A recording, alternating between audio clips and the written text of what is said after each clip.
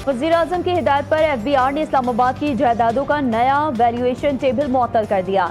एलामिया के मुताबिक अवाम और रियल एस्टेट सेक्टर ने दर्ज वैल्यूज को हकीकी मार्केट से ज़ायद करार दिया। FBI हुकाम का कहना है कि वैल्यूएशन टेबल के नफाज से रियल एस्टेट सेक्टर में टैक्स प्रॉपर्टी की असल मार्केट कीमत से बढ़ गई। इस्लामाबाद सेक्टर F7 में कुवैत एम्बेसी की गाड़ी हादसे का शिकार। एम्बेसी की गाड़ी दूसरी गाड़ी से टकराकर उलट गई। हादसे में कोई जानी नुकसान नहीं हुआ। ट्रैफिक पुलिस और इमदादी टीमें जाए वक़्फ़ा पर पहुंच गईं।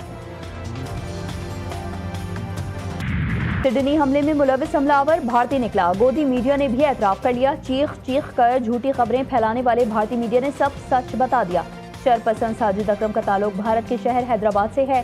साजिद अकरम 1998 में भारत से ऑस्ट्रेलिया मुंतकिल हुआ। बोंडाई बीच वाक़े में अहमद अल अहमद के बाद बुजुर्ग जोड़े की भी बहादुरी की दास्तान। बुजुर्ग शहरी ने हमलावर से हाथापाई के बाद असलहा छीन लिया। 61 साला सूफिया ने भी शौहर का साथ दिया। पुलिस हमलावर को उसी बंदूक से मारने की कोशिश की। हमलावर ने दूसरी बंदूक से दोनों मियां बीवी को कत्ल कर दिया। भारत दहशतगर्दी का मरकज करार। सिडनी में सफाकाना हमला भारत की आलमी सतह पर स्पॉन्सर्ड दहशतगर्दी का वाज़ेह सबूत। भारत मुनज़्ज़म अंदाज में आलमी सतह पर दहशतगर्दी को फरोग देने में मुलव्विस। सिडनी हमले में भारतीय किरदार बेनकाब होना पाकिस्तान के मौक़िफ़ की तायीद। भारत, अमरीका, कनाडा, यूरोपीय ममालिक में भी दहशतगर्दी फैलाने में मसरूफ। पाकिस्तान में भी बड़े पैमाने पर दहशतगर्दी में मुलव्विस। आलमी जरीदों के होशरुबा इंकशाफात। मोदी हुकूमत की कलई खुल गई।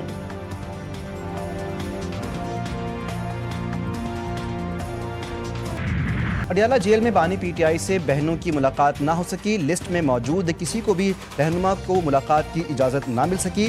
बानी की बहनों और कारकुनान ने फैक्ट्री नाके पर धरना दे दिया।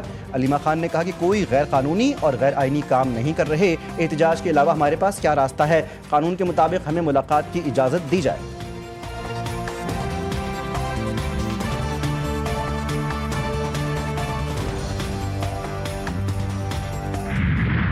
करते हैं कि जो भी इस मुल्क का 1973 आइन को वापस असली शिकल में जो है ना उसको बहाल किया जाए।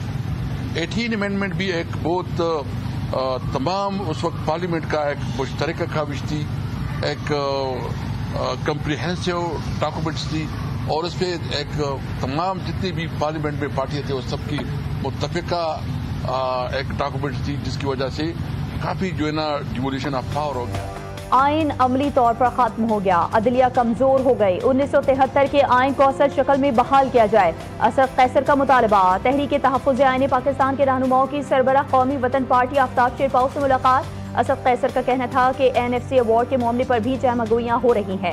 आफ्ताब शेरपाव बोले, 1973 के आइन में मजीद तब्दीलियां काबिल कबूल नहीं होंगी। मुल्क में सियासी इस्तेहकाम नहीं होगा तो मईशत भी आगे नहीं बढ़ेगी। तहरीक तहफ़्फ़ुज़ आइन पाकिस्तान के रहनुमाओं की जमात इस्लामी के रहनुमा लियाकत बलोच से भी मुलाकात हुई। लियाकत बलोच ने कहा, हमें कौमी कॉन्फ्रेंस में शिरकत की दावत दी गई। दावतनामा अमीर जमात इस्लामी पाकिस्तान हाफिज ज़हीमुर रहमान तक पहुँचाएंगे।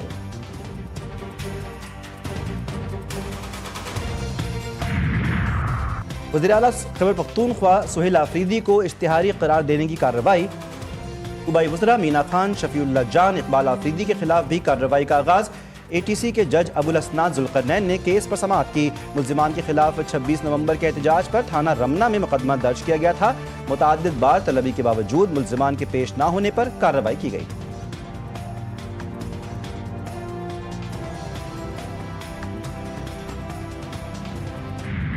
9 मई को रियासती इदारों पर हमला किया गया। सोशल मीडिया पर मुहिम चलाई गई। फैज हमीद और बानी PTI का गठजोड़ सामने आया। पाकिस्तान को अंदरूनी और बैरूनी तौर पर नुकसान पहुंचा। रुकने बलूचिस्तान असम्बली फराह अजीम शाह कहती हैं कि फील्ड मार्शल के इक़दामात से दुश्मन को मुंह की खानी पड़ी। उन्होंने साबित किया कि फौज में एहतिसाब का अमल शफ़ाफ है।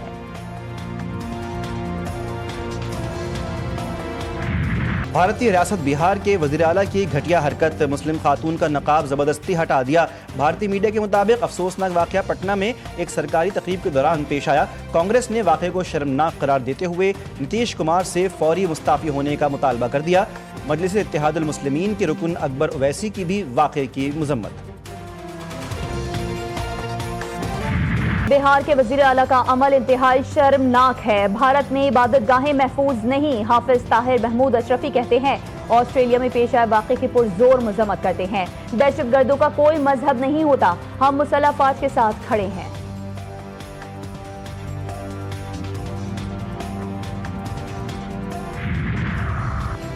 बाजोड़ में इंसदादे पोलियो टीम पर फायरिंग, पुलिस एहलकार और राहगीर जमहक मुल्जिमान फरार होने में कामयाब। वज़ीर-ए-आज़म की बाजोड़ में पोलियो टीम पर दहशतगर्द हमले की शदीद मजम्मत, तकरीबकारों की जल्द शनाख्त और कैफर किरदार तक पहुँचाने की हिदायत। शहबाज शरीफ ने कहा, कौम के लिए इंसदादे पोलियो की अहम खिदमत सरअंजाम देने वालों पर हमला इंतहाई अफसोसनाक है। मुल्क से पोलियो के खात्मे तक पोलियो मुहिम पूरी तहरीक के साथ जारी रहेगी।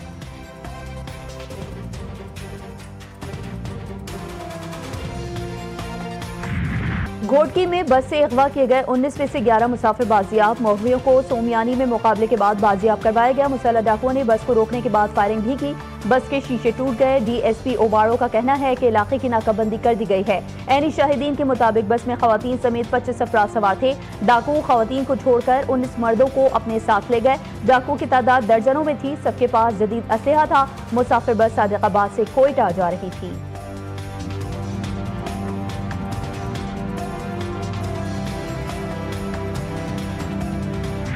कराची में मलिर चेक पोस्ट के करीब तेज रफ्तार डंपर ने मोटरसाइकिल सवारों को रौंद दिया। एक शख्स जवाहक, दूसरा जख्मी। लाश और जख्मी को अस्पताल मुंतकिल कर दिया गया। पुलिस ने डंपर ड्राइवर को गिरफ्तार कर लिया। नाज़माबाद नंबर 3 नफसियाती अस्पताल के करीब कार की टक्कर से राहगीर जवाहक शनाख्त ताहाल ना हो सकी।